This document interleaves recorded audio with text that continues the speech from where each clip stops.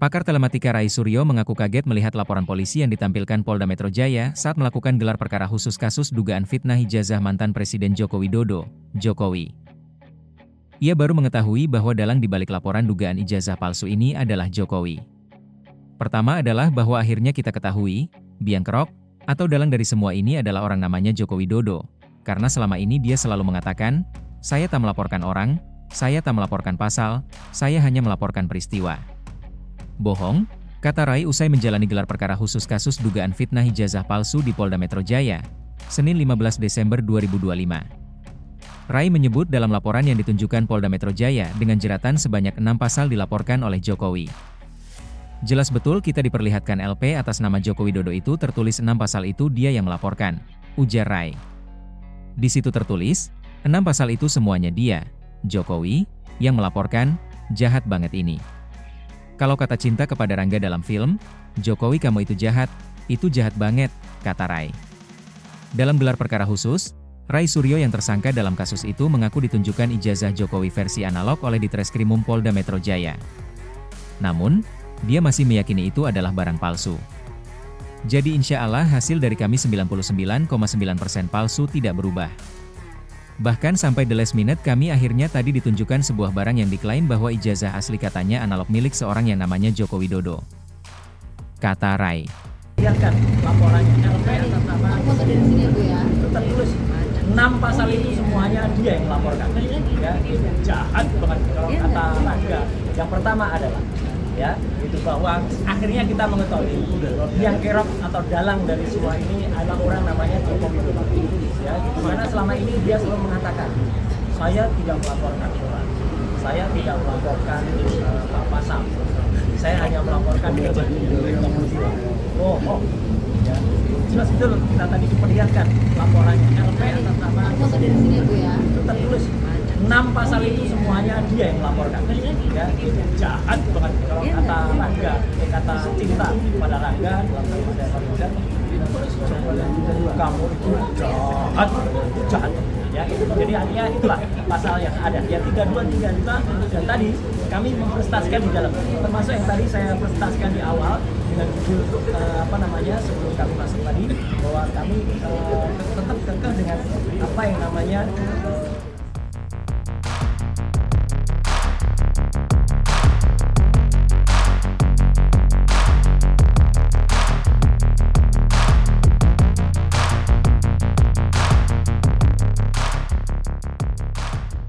Pengacara mantan Presiden RI Joko Widodo, Jokowi, Yakub Hasibuan, kembali menegaskan bahwa ijazah S1 Universitas Gadjah Mada, UGM, milik Jokowi adalah asli.